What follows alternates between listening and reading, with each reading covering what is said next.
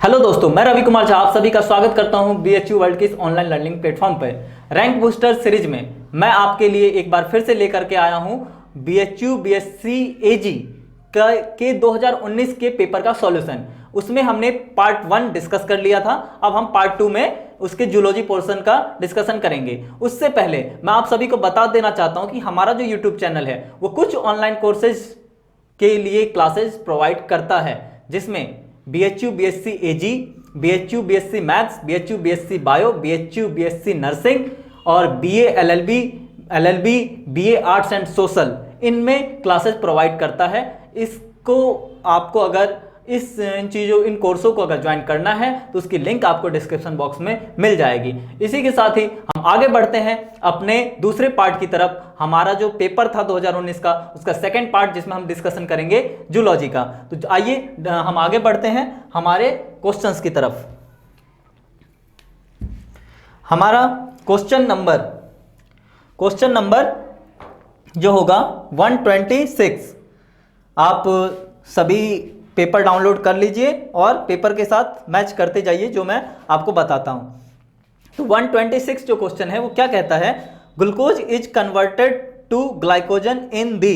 ठीक है, glucose glycogen में परिवर्तित होता है। ये आपसे क्वेश्चन आपसे पूछना चाह रहा है कि आखिर जो ग्लूकोज है वो ग्लाइकोजन में किस जगह जो है ये कन्वर्ट होता है। तो डाइजेस्टिव सिस्टम आपने पढ़ा होगा, एनसीईआरटी में ही ये लिखा हुआ है। ये जो जगह होती है ये हमारे बॉडी का कौन सा पार्ट है, ये है लीवर।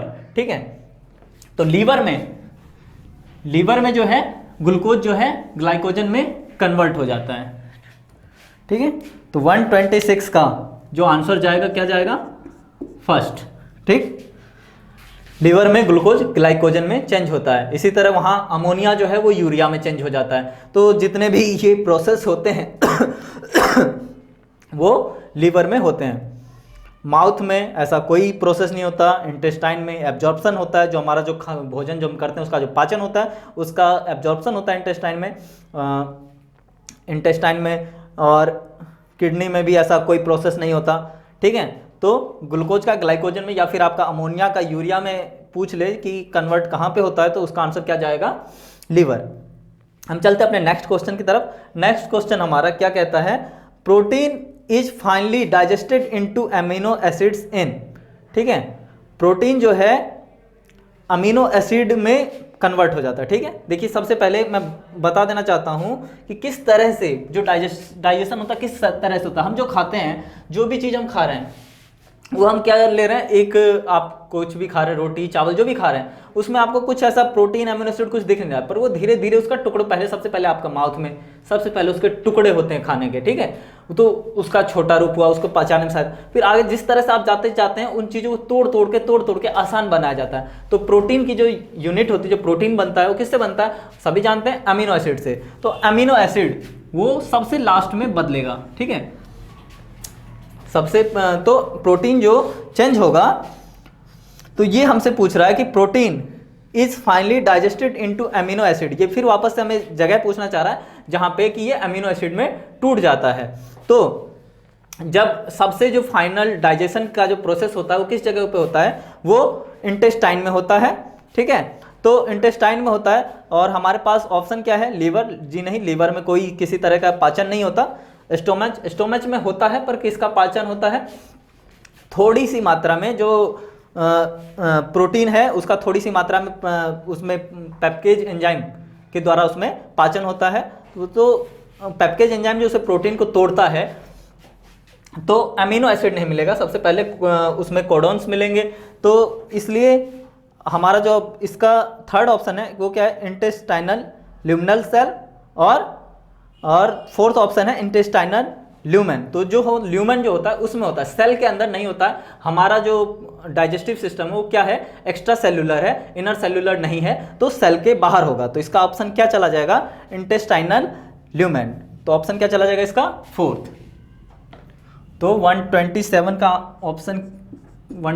आंसर क्या हो गया, फोर्थ। चलिए हम नेक्स्ट क्वेश्चन डिस्कस करते हैं।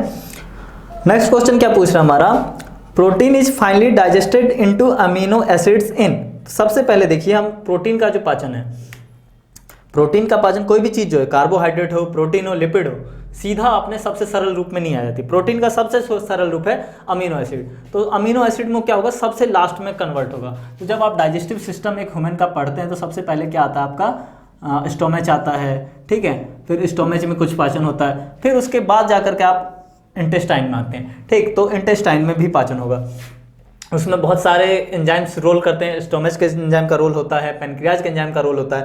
तो जो प्रोटीन है उसमें हम बात करेंगे कि प्रोटीन जो है हमारा, ये क्वेश्चन नंबर 127, इसमें जो हमें पूछ रहा है किसके बारे में पूछ रहा है, अमीनो एसिड। तो सबसे पहले हम बात करेंगे प्रोटीन का जो पाचन होता है। तो प्रोटीन सबसे पहले जो टूटेगा वो हम बात करते हैं स्टोमेच में। स्टोमेच में किस में टूट जाते हैं, पेप्टोज में, ठीक है। पेप्टोज, इसकी छोटे मतलब प्रोटीन्स के छोटे टुकड़ों को पेप्टोज बोला गया है। तो उसमें ये टूट जाता है और इसमें कौन सा एंजाइम रोल करता है, पेप्केज, ठीक है, पेप्सिन एंजाइम जो है ये किस में पाया जाता है, स्टोमेच में। ये एंजाइम इसमें रोल प्ले करता है। इसी तरह से वापस से इस पे काम कौन करता है, जो पैनक्रियाज का जो प्रोटीन तोड़ने वाला एंजाइम है, जो ब्रेकडाउन करता है प्रोटीन का, वो उसका क्या नाम होता है, ट्रिप्सिन। तो इसके बाद इस पे ट्रिप्सिन काम करेगा तो वो इसे तोड़ता है, ठीक है। फिर फाइनली जो लास्ट में है, सबसे जो इसका जो सरल रूप है, सबसे जो इसका छोटा यूनिट जो है वो है क्या है, अमीनो एसिड। तो प्रोटीन जो है अमीनो एसिड में कब कन्वर्ट होगा, प्रोटीएज में, पेप्टोज में जाएगा, उसके बाद लास्ट में अमीनो एसिड में जो कन्वर्ट होगा वो किस जगह होगा, ये इंटेस्टाइन में होगा। प्रोकार्बोक्सीपेप्टिडेज है ना, उस एंजाइम के द्वारा ये इंटेस्टाइन में ये अमीनो एसिड में चेंज हो जाता है। तो हमें ये तो पता चल गया इंटेस्टाइन में। अब जो हमारा ऑप्शन है वो देखिए, पहला ऑप्शन क्या है, लीवर, सेकेंड ऑप्शन क्या है, स्टोमेच, हट गए। थर्ड ऑप्शन क्या है, इंटेस्टाइनल ल्यूमिनल सेल, ठीक है। फोर्थ है इंटेस्टाइनल ल्यूमेन। तो देखिए जब आप एनिमल डाइवर्सिटी ढंग से पढ़ेंगे तभी आपको पता चल जाएगा कि पहले सब क्या थे, जितने भी थे वो क्या थे, इंट्रा सेल्यूलर, उनमें डाइजेस्टिव सिस्टम था। पहले की जो हम प्रोटोजोआ, पोरीफेरा वगैरह लिखते हैं तो इंट्रा सेल्यूलर, तो उनमें जो डाइजेशन होता क्या होता है, सेल्स के अंदर होता है। फिर क्या हुआ, कुछ जीव आए जो दोनों थे, जैसे सिलेंट्रेट्स हम ले लें तो वो इंट्रा सेल्यूलर और एक्स्ट्रा सेल्यूलर दोनों थे, मतलब सेल्स के अंदर भी डाइजेशन हो रहा है, सेल्स के बाहर भी। पर लेकिन जैसे जैसे डेवलपमेंट होता गया तो किस में कन्वर्ट हो गए, एक्स्ट्रा सेल्यूलर में। मतलब हम लोगों में किस में, जो हमारे लोगों में जो डाइजेशन होता है कैसा होता है, सेल्स के बाहर होता है, ल्यूमेन में होता है, ठीक है। तो ये जो थर्ड ऑप्शन है इंटेस्टाइनल ल्यूमिनल सेल, ये आंसर नहीं होगा। और फोर्थ आंसर जो है इसका चला जाएगा। तो 127 का आंसर क्या हो जाएगा, 4। इसी के साथ अब हम बढ़ते हैं अपने नेक्स्ट क्वेश्चन की तरफ, जो कि क्या है 128। तो 128 नंबर क्वेश्चन क्या कहता है हमसे, कहता है net gain of ATP molecule in anaerobic respiration, ठीक है। एनारोबिक रेस्पायरेशन की बात कर रहा है, नेट गेन की, breakdown of 1 molecule of glucose into 2 molecule of pyruvic acid is. तो 1 मॉलिक्यूल किस में बोल रहा है, जब पायरुविक एसिड में चेंज होता है। तो इस प्रोसेस को क्या बोलते हैं, जब ग्लूकोज पायरुविक एसिड में चेंज होता है तो ग्लाइकोलाइसिस, ठीक है। ग्लूकोज क्योंकि टूट रहा है तो ग्लूकोज की टूटने को क्या बोलेंगे, ग्लाइकोलाइसिस। तो लास्ट में इसमें किस में बोलता है, ये पायरुविक एसिड में, ठीक है। क्योंकि ये 6 कार्बन मॉलिक्यूल है, ये 3 कार्बन मॉलिक्यूल है, तो इसके कितने मॉलिक्यूल्स बन जाएंगे, 2, और इसका 1, इसमें किस में चेंज होता है, 2। तो इस पूरे प्रोसेस को क्या बोलते हैं, ग्लाइकोलाइसिस। ग्लाइकोलाइसिस में क्वेश्चन नंबर 128, इसमें क्या होता है, आप देखेंगे ग्लूकोज, जब ग्लूकोज 6 फॉस्फेट में बदलता है तो 1 एटीपी यूज होता है। इसी तरह जब वो ग्लूकोज 1,6 बाइफॉस्फेट बदलेगा फिर 1 एटीपी यूज होगा, तो 2 एटीपी वहाँ यूज हो जाते हैं। लेकिन जब ग्लूकोज जो है जब आगे कन्वर्ट होता है धाप में और उसके बाद फॉस्फोग्लिसरिक एल्डिहाइड में, पीजीएल में, तब क्या होता है वहाँ NADPH का फॉर्मेशन होता है, तो 2 NADPH बनते हैं। फिर इसी तरह जब आप नीचे आएंगे तो फिर 2 ATP NADPH के साथ ATP बनते हैं। तो इसमें जब टोटल अगर हम गेन लेंगे सिर्फ ATP का तो क्या होता है, 4 तो क्या होता है खर्च, 4 तो क्या होता है हमारे पास 4 ATP मॉलिक्यूल जो है फॉर्मेशन होता है, 4 ATP मॉलिक्यूल का इसमें फॉर्मेशन होता है और 2 खर्च होते हैं, ठीक है। 2 क्या होता है, खर्च होते हैं, 2 खर्च हो गए। तो जो नेट होगा, ठीक है, जो नेट हुआ वो हमारे पास क्या आ जाएगा 4 - 2 = 2 ATP। तो 2 ATP हमारा नेट गेन हो जाता है। 4 बने 2 खर्च हुए तो नेट गेन कितना हो गया 2 ATP का। यही हमसे पूछ रहा है। आप NCERT में देखिएगा ग्लाइकोलाइसिस का पूरा स्टेप बाय स्टेप उसने एक चार्ट बनाया हुआ है और उस चार्ट में आप देखेंगे कहाँ ATP खर्च हो रहा है। अगर देखिए ATP अगर आपको लिखा हुआ ऐसा दिखा रहा है कि ATP से ADP बन रहा है, इसका मतलब क्या है ATP यहाँ खर्च हो रहा है। और अगर आपको दिखा रहा है ADP plus inorganic phosphate = ATP, मतलब ATP बन रहा है, ठीक है। और इसी तरह आप देखेंगे कि एक मॉलिक्यूल है तो एक से एक बनेगा, लेकिन अगर वहाँ पे उसने सिर्फ ADP से ATP बना रखा होगा तो वहाँ अगर आपको देखना अगर मॉलिक्यूल 2 हैं तो 2 बन जाएंगे। वो आपको कॉमन सेंस लगाना कि अगर ये मॉलिक्यूल 2 है तो ये भी 2 बने। ये नहीं कि वहाँ अगर वहाँ अगर नहीं लिखा हुआ है 2 तो आप ये नहीं समझेंगे कि 2 नहीं है। अगर 2 मॉलिक्यूल है तो समझिए वो भी 2 बन रहा है, ठीक है, क्योंकि वो जो आपका लिखा हुआ वो एक मॉलिक्यूल के लिए लिखा हुआ है जो भी, ठीक है। तो अगर 2 मॉलिक्यूल आपको दिख रहे हैं तो वहाँ क्या हो जाएगा 2। तो वहाँ क्या होता है टोटल 2 खर्च होते हैं और 4 बनते हैं, तो नेट गेन क्या हो जाता है 2 ATP का। इसी के साथ चलते हैं हम अपने नेक्स्ट क्वेश्चन पे। नेक्स्ट क्वेश्चन हमारा क्या कहता है? नेक्स्ट क्वेश्चन जो हमारा वो क्या कहता है, cyclic AMP is synthesised from ATP by an enzyme called, ठीक है, एडेनिन मोनोफॉस्फेट AMP।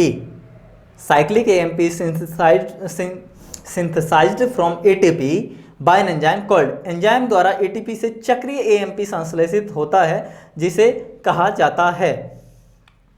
तो ये किस एंजाइम के द्वारा संश्लेषित होता है, तो ये याद रखिएगा, ये याद रखने चीज़ है एडेनाइल साइक्लेज। ये जो एंजाइम है यही इस चीज़ को प्रमोट करता है, तो इसको आपको याद रखना है। नेक्स्ट क्वेश्चन पे हम चलते हैं। नेक्स्ट क्वेश्चन हमारा क्या कहता है, which one of the following cell type does not divide in adult organism. निम्न कोशिका प्रकारों में से कौन सा एक वयस्क जीव में विभाजित नहीं होता है। तो जितनी भी हमारी जर्म सेल्स होती है, जो हमारा ऑप्शन फर्स्ट है, वो भी डिवाइड होती हैं। इंटेस्टाइनल एपिथेलियम के सेल्स भी डिवाइड होते हैं, कॉर्नियल सेल्स भी डिवाइड होते हैं। न्यूरॉन्स जो होती है हमारी, जो न्यूरॉन्स जो हमारे मस्तिष्क में की सेल होती है न्यूरॉन, वो डिवाइड नहीं होती है। आपको नर्वस सिस्टम में आपने पढ़ा होगा कि जो हमारा मस्तिष्क का आकार है वो कॉन्स्टेंट रहता है। क्यों? क्योंकि जो न्यूरॉन्स हैं वो डिवाइड नहीं करती हैं। तो 130 का आंसर क्या हो गया, सेकंड। तो चलिए डिस्कस करते हैं हम लोग हमारा नेक्स्ट क्वेश्चन। नेक्स्ट क्वेश्चन क्या कहता है, पॉलीसोम्स आर मैनी, ठीक है, पॉलीसोम्स आर मैनी। तो पॉलीसोम्स आर मैनी, तो सबसे पहले हम जानेंगे पॉलीसोम्स होता क्या है। तो पॉलीसोम क्या होता है, जब राइबोसोम की क्या होती है, 2 सब यूनिट होती है, बड़ी और छोटी, ठीक है। इससे जब mRNA जुड़ जाता है, ठीक है, mRNA जब राइबोसोम से जुड़ जाता है तो इसको क्या बोलते हैं, पॉलीसोम बोले। लेकिन इसमें क्या है, पॉलीसोम्स आर मैनी। आपसे ये पूछ रहा है कि पॉलीसोम्स भी कई हैं, तो ऐसा कब होगा, तो ऐसा तब होगा जब राइबोसोम से mRNA जुड़ेगा, ठीक है। तो पॉलीसोम्स क्या कहलाता है, आपके पास ऑप्शन क्या क्या है, ribosome attach to an individual mRNA, ठीक है, चेन, सेकंड है chain of nucleosomes forming chromatin, और थर्ड क्या है several lysosome fusing during phagocytes, और फोर्थ है centrosomes clustering during mitotic division. तो देखिए इसने ऑप्शन ऐसा कुछ दिया ही नहीं जिससे आपको कंफ्यूज किया जा सकता था, ठीक। अगर ये चाहता तो आपको कंफ्यूज कर सकता था, कैसे, ये आपको ऑप्शन दे देता कि राइबोसोम इसने दिया कि attach to an individual mRNA, ठीक है। अगर इसकी जगह ये दे देता कि ribosome attach to many mRNA, तो आप कंफ्यूज हो जाते, क्योंकि इसने क्वेश्चन क्या पूछा था आप सबसे, पॉलीसोम्स आर मैनी, कि पॉलीसोम कई हैं। तो पॉलीसोम्स कई हैं, आप कंफ्यूज हो जाते कि एक mRNA से जुड़ने कहते हैं या कई सारे mRNA। तो पॉलीसोम्स किसके लिए बोला जाता है, जब एक सिंगल mRNA राइबोसोम से जुड़ जाता है, तो इसको क्या बोला जाता है, पॉलीसोम। तो इसका हमारा आंसर क्या चला जाएगा, फर्स्ट।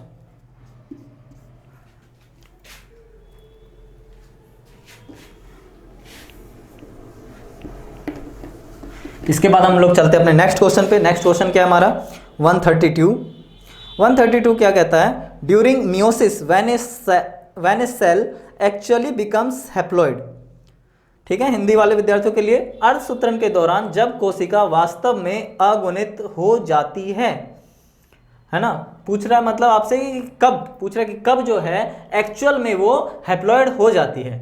ठीक है, तो एट दी, फिर फर्स्ट ऑप्शन पे हम चलते हैं, at the end of second division, मतलब मियोसिस सेकंड के डिवीजन के बाद कह रहा है। तो मियोसिस सेकंड में ये माना कि हमने दो सेल मियोसिस फर्स्ट कंप्लीट होता है तो 2 सेल बन चुकी होती है। तो मियोसिस सेकंड में जब हम उसके एंड पे जाएंगे तो ये लगभग अलग होने पे हो चुके होते हैं, न्यूक्लियस अलग हो चुके हैं, सब कुछ अलग हो चुका होता है, लेकिन पूरी तरह से ये अलग अभी नहीं हुए थे।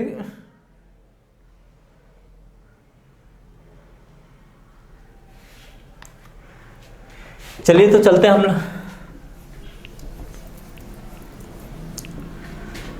लोग अपने नेक्स्ट क्वेश्चन की तरफ। नेक्स्ट क्वेश्चन क्या हमारा 132। ये क्वेश्चन क्या कहता है, 132 कहता है during meiosis when a cell actually becomes haploid. ठीक है, आपसे पूछ रहा है कि मियोसिस का आपको वो स्टेप बताना है जब जो है सेल एक्चुअल में हैप्लॉइड हो जाती है। ठीक है, तो कह रहा है ये at the end of second division. ठीक है, तो at the end of second division जब खत्म होगा हैप्लॉइड बन जाएगा। ठीक है, पर हमें और आगे भी जाना, और ऑप्शंस क्या है, उससे कोई बेटर ऑप्शन है तो हम उसके पास चलते हैं। ठीक है, तो सेकंड ऑप्शन क्या कह रहा है, ड्यूरिंग रिकॉम्बिनेशन इन पैक्टिन। तो ऐसा कुछ नहीं, देखिए जब हम मियोसिस फर्स्ट की बात करते हैं तो मियोसिस फर्स्ट में जब पैक्टिन की अगर हम बात करें उस दौरान तो सेल पूरी तरह से डिप्लॉयड होते हैं ना, इनके पास जो क्रोमोसोम होते हैं वो डबल फॉर्म में होते हैं, एक दूसरे से जोड़े के रूप में होते हैं ये।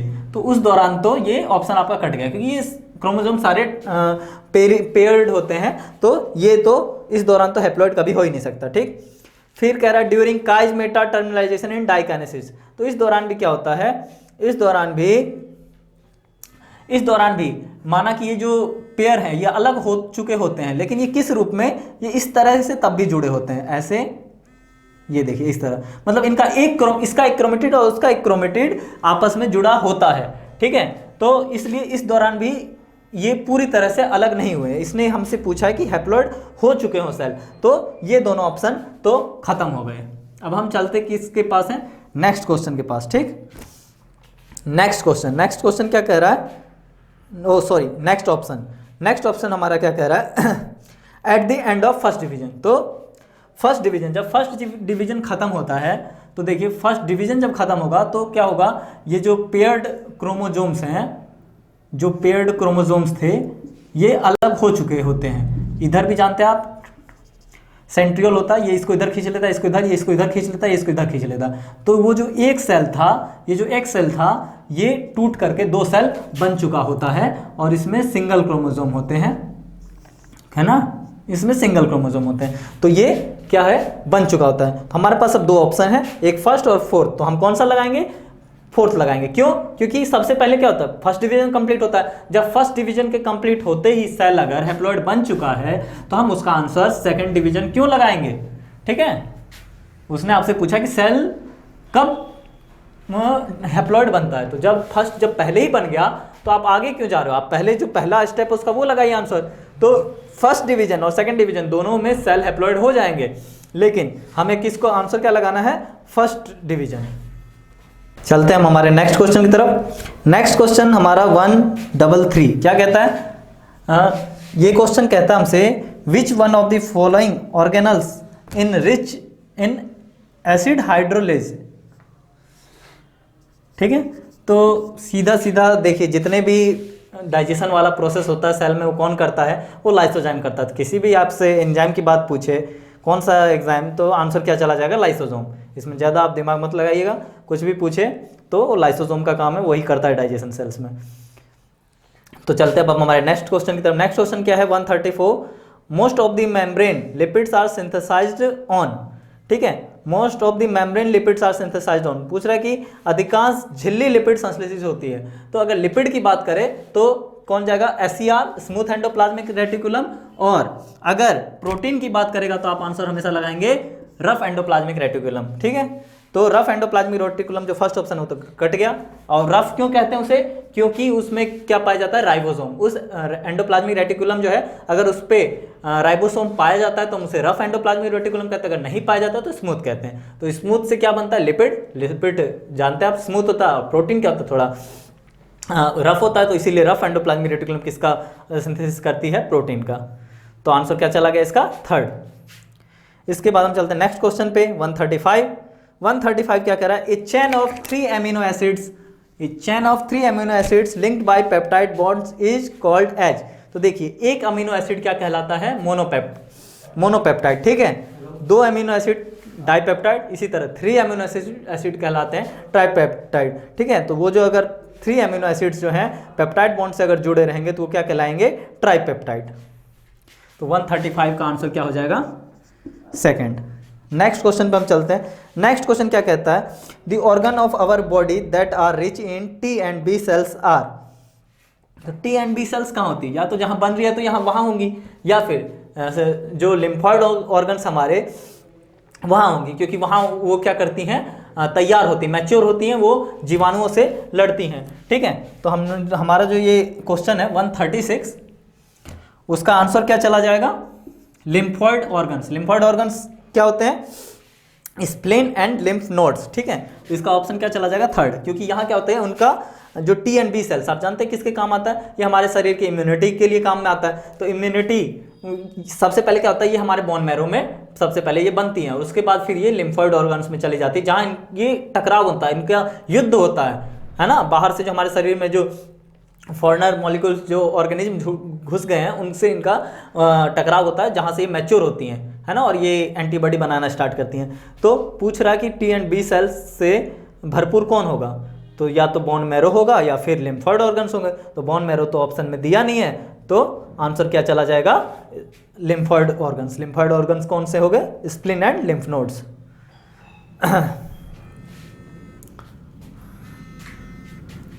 इसके बाद हम चलते हैं नेक्स्ट क्वेश्चन की तरफ। नेक्स्ट क्वेश्चन जो हमारा क्या कहता है, an allergic reaction is initiated by antibodies of.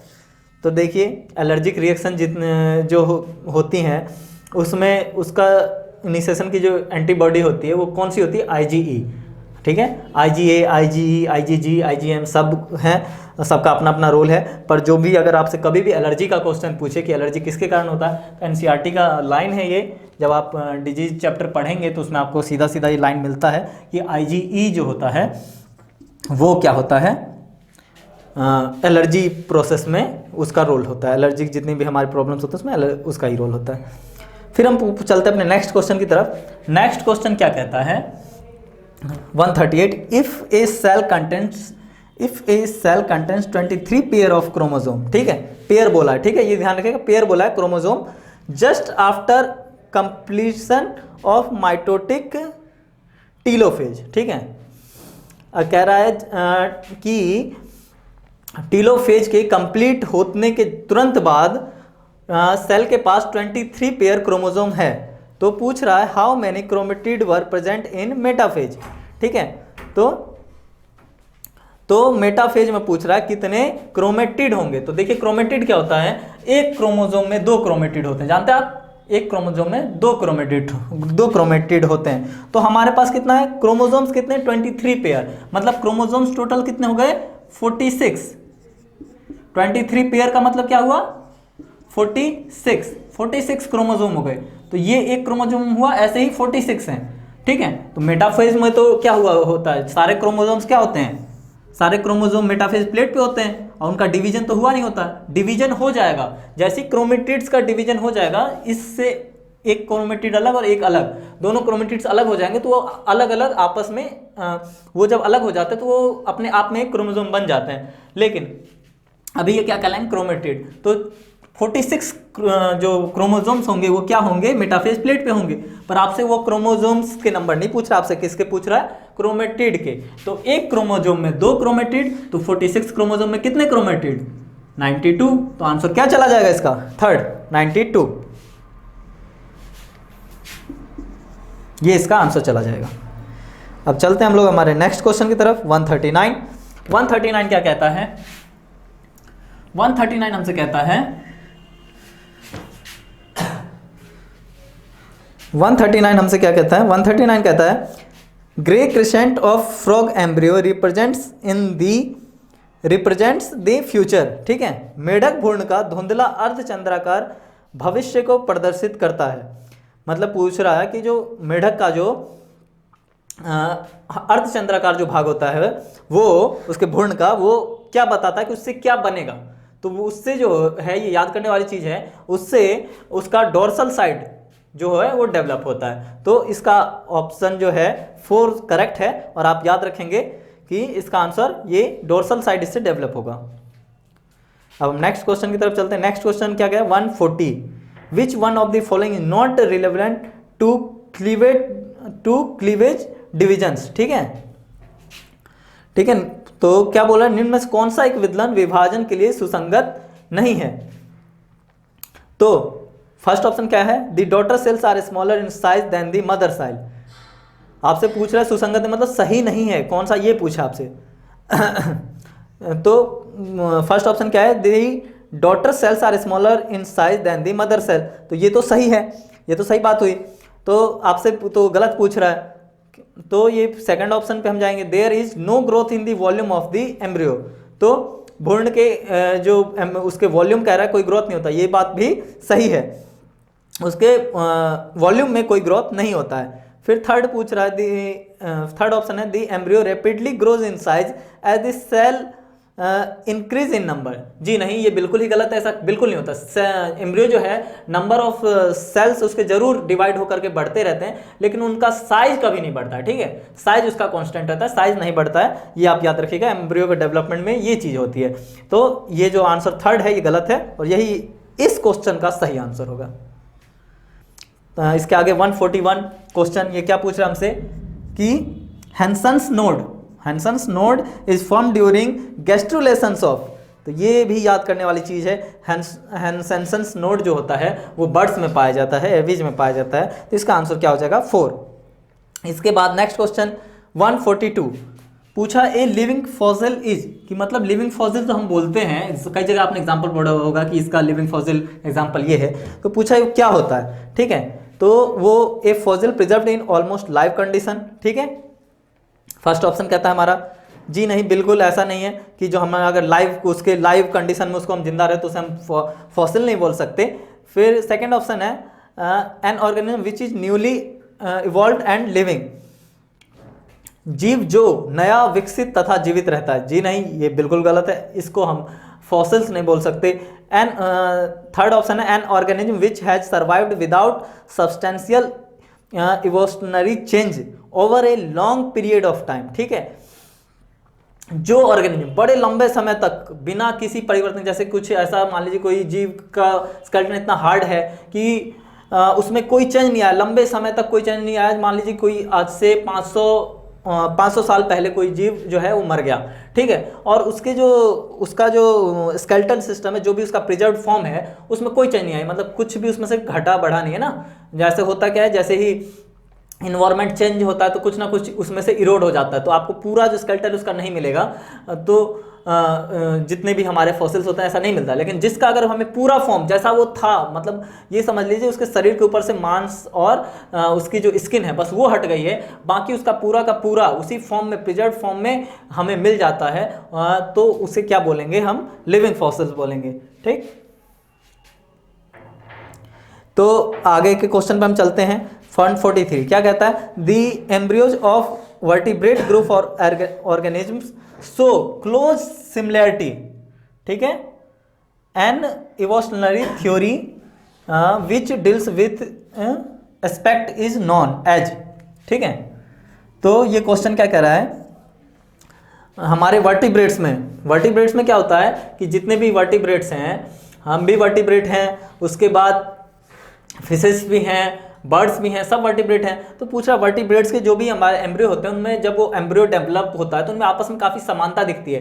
जैसे कि हमारे जो एम्ब्रियो ह्यूमन बीइंग की अगर बात करें, उसका भी एम्ब्रियो में पूंछ दिखाई देता है ना, कुछ मछली के कैरेक्टर भी दिखाई देते हैं। तो जब एम्ब्रियो डेवलप होता है तो सारी चीज़ें दिखाई देती है, मतलब उसमें एम्फीबियन के कैरेक्टर भी दिखते हैं, उसमें फिशेस के कैरेक्टर भी दिखते हैं, उसमें रेप्टाइल्स के कैरेक्टर भी दिखते हैं, ये सारी चीज़ें दिखती है। तो ये पूछ रहा है किस थ्योरी से ये चीज़ रिलेट है। तो ये जो थ्योरी थी, ये थ्योरी थी थ्योरी ऑफ ऑफ रिकैपुलेशन, पुनरावर्तन का सिद्धांत। ये जो थ्योरी थी ये बताती है कि जो हमारा जो एम्ब्रियो होता है वो अपने सारे पूर्वज, हमारे जो भी पूर्वज रहे होंगे, लास्ट में हम ह्यूमन्स जो बने हैं या वर्टिब्रेट्स में, तो सबसे पहले हम क्या रहे होंगे, किसी समय में एम्फीबिया, किसी समय में सबसे पहले एम्फीबिया, फिर ऐसे रेप्टाइल, फिर बर्ड्स, ऐसे करके जो है मेमेलिया डेवलप हुए होंगे, फिर मेमेलिया में भी हम ह्यूमन बने।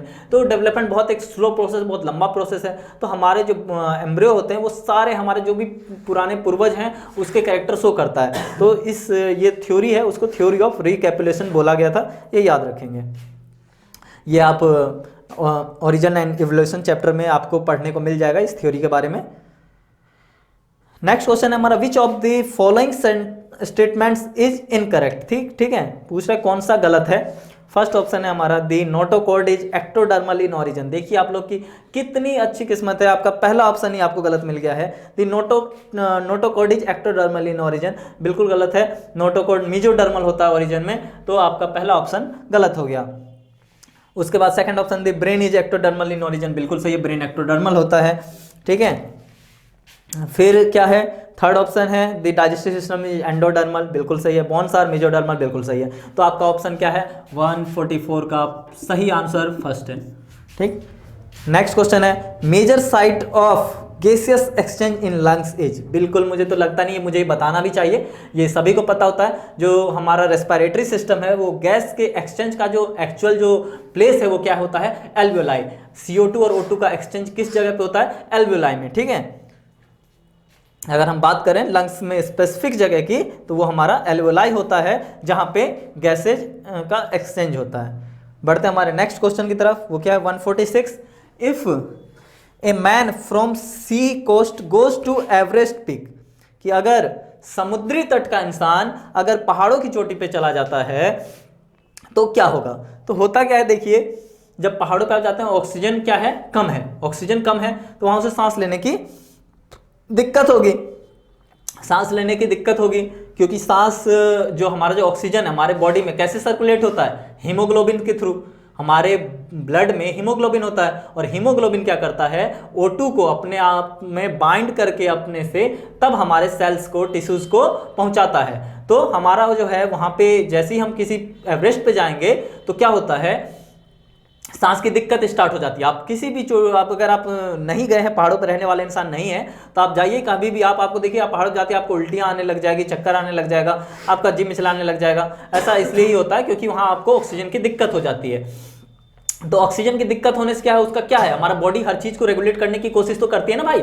अगर हमारा जो टेम्परेचर है, हमारे बॉडी का टेम्परेचर मान लीजिए कभी कभी ज्यादा हो जाता है तो उसको वापस रेगुलेट करके कम करके 37 डिग्री रखती है, कम हो जाता है तो ज्यादा करती है। तो आप तो जानते हैं हमारा बॉडी क्या है, रेगुलेटरी है, हम रेगुलेटरी है, तो हमारा बॉडी उसे रेगुलेट करने की कोशिश करता है। तो अगर हमारे में सांस की दिक्कत हो जाएगी, तो अगर यहाँ आप 1 मिनट में 60 से बार सांस ले रहे हैं तो वहाँ आपकी क्या हो जाएगी, 72 बार लेने लग जाएंगे। ठीक है, इसी तरह मैं आपको एग्जांपल बता रहा हूँ। ठीक है, तो अगर आप जमीन से पहाड़ पे जाते हैं तो ये चेंजिंग आपको देखने को मिलेगी, क्योंकि बॉडी जो है आपको मरने नहीं देगी, आपको सर्वाइव वहाँ करवाएगी। तो सर्वाइव जैसे करवा सकते तो ऐसे करवाएगी। इसी तरह से क्या है, हीमोग्लोबिन जो है वहाँ बाइंडिंग ऑक्सीजन से कम हो जाएगी, तो उसके लिए क्या है, हीमोग्लोबिन का प्रोडक्शन बढ़ाना पड़ेगा। तो इसीलिए आप अगर ज़्यादा दिन देखेंगे, अगर आप ज़्यादा दिन पहाड़ों पर रह जाएंगे तो आपका शरीर लाल हो जाएगा, क्योंकि आपके शरीर में हीमोग्लोबिन की संख्या बढ़ जाएगी, क्योंकि बॉडी को पता है कि अगर हीमोग्लोबिन की संख्या नहीं बढ़ाया तो आप ऑक्सीजन की कमी से आपको प्रॉब्लम हो सकती है। इसीलिए वो हीमोग्लोबिन का प्रोडक्शन ज्यादा कर देगी, और आपका बॉडी में हीमोग्लोबिन की संख्या बढ़ने से आप लाल हो जाएंगे। आपने पहाड़ी लोगों को देखा भी होगा, वो काफी ज्यादा लाल होते हैं, उनके चेहरे में आपको काफी ज्यादा ब्लड दिखाई देता है ना, लालीपन दिखाई देती है उनके चेहरे पे। तो ये चीजें हैं। तो इसका जो सही आंसर होगा वो क्या होगा, his breathing and heart beat will increase, दोनों इंक्रीज हो जाएंगे, हार्ट बीट भी इंक्रीज हो जाएगा और ब्रीदिंग रेट भी इंक्रीज हो जाएगी। नेक्स्ट क्वेश्चन क्या हमारा 147, क्या कहता है, the membrane phospholipid from bilayer when water is available on both sides due to. ठीक है, झिल्ली जो फॉस्फोलिपिड की द्विपरत बनाता है जब दोनों तरफ पर जब उपलब्ध होता है तो। ठीक है, ऐसा क्यों होता है ये पूछ रहा है।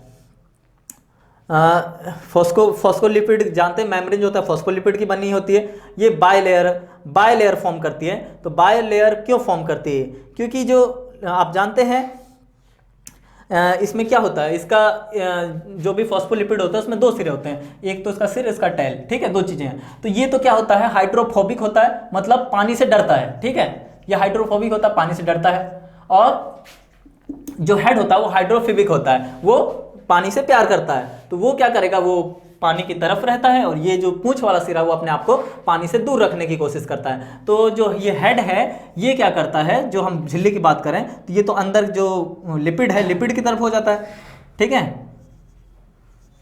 और ये जो है ऐसे इस फॉर्म में हो जाते हैं। तो ऐसा इसकी किस नेचर के कारण होता है, इसके एम्फोटेरिक नेचर के कारण। यही ये पूछना चाह रहा है हमसे।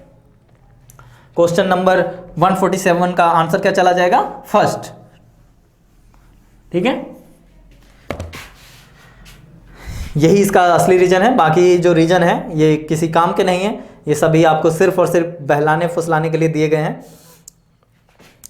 नेक्स्ट क्वेश्चन क्या कहता है हमारा 148, due to mutation one amino acid में get replaced by another amino acid, such mutations are termed as. देखिए एक अमीनो एसिड क्या होता है, एक अमीनो एसिड है, वन अमीनो एसिड का चेंज कैसे है, जैसे कोडोन, हम आपने जब आप मॉलिक्यूलर बायोलॉजी पढ़ेंगे तो आप पढ़ेंगे कि कोडोन होते हैं जिसमें कि हमारे इंफॉर्मेशन छुपी होती है। मान लीजिए मैं कुछ भी लिखता हूँ GUGATCGA, है ना, ये मैंने लिख लिया, तो ये क्या हो गया, 3 का एक कोडोन होता है ना, 3 बेसिस का, ये कोडोन हो जाता है। तो ये जो कोडोन होता है, एक कोडोन से क्या बनता है, अमीनो एसिड बनता है, ठीक। ये अगर ATC किसी एक अमीनो एसिड को कोड करता है, तो यहाँ में अगर ATC की जगह ACC, मतलब T की जगह एक, मैं आपने अगर एक पॉइंट भी चेंज कर दिया, एक पॉइंट भी चेंज कर दिया, तो वो क्या है, दूसरे अमीनो एसिड को कोड करने लग जाएगा।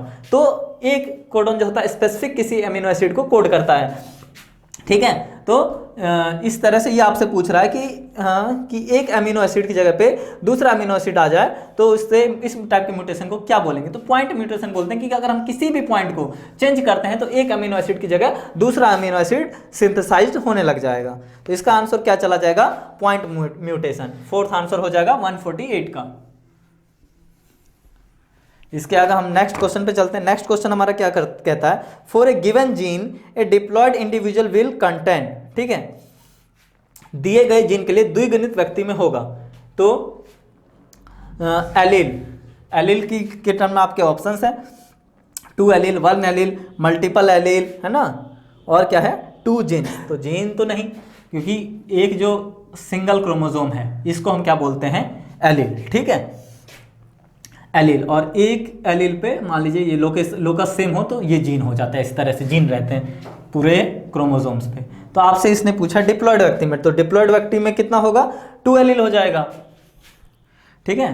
तो डिप्लॉयड व्यक्ति में क्या है, ये 2 एलील होगा। ये भी अपने आप में एक एलील है, ये भी अपने आप में एक एलील है, ठीक है। जो आप पढ़ते हैं, जब आप जेनेटिक्स पढ़ते हैं तो उसमें आप क्या पढ़ते हैं, जैसे ये है एलील, क्या है, ए है, ए स्मॉल है, तो ये अपने आप में एक एलील को शो करते हैं। ये स्मॉल ए और कैपिटल ए, ये क्या है, अपने आप में एक एलील है, ठीक है। तो अगर डिप्लॉयड व्यक्ति में बात करें तो उसमें 2 एलील होते हैं, एक बड़ा एक छोटा, मतलब बड़ा छोटा से सेंस में आपको समझाने समझ में कह रहा हूँ। बाकी एक जो होता है डोमिनेटिंग होता है दूसरे के ऊपर। तो इस कारण डिप्लॉयड व्यक्ति में 2 एलील्स पाए जाते हैं। अब हमारा अंतिम क्वेश्चन जो है हमारे बायोलॉजी सेक्शन का और जूलॉजी सेक्शन का, तो वो है 150। क्या कहता है question, the main producer in an aquatic ecosystems are. देखिए वही क्वेश्चन मैंने पहले ही आपको, जब मैं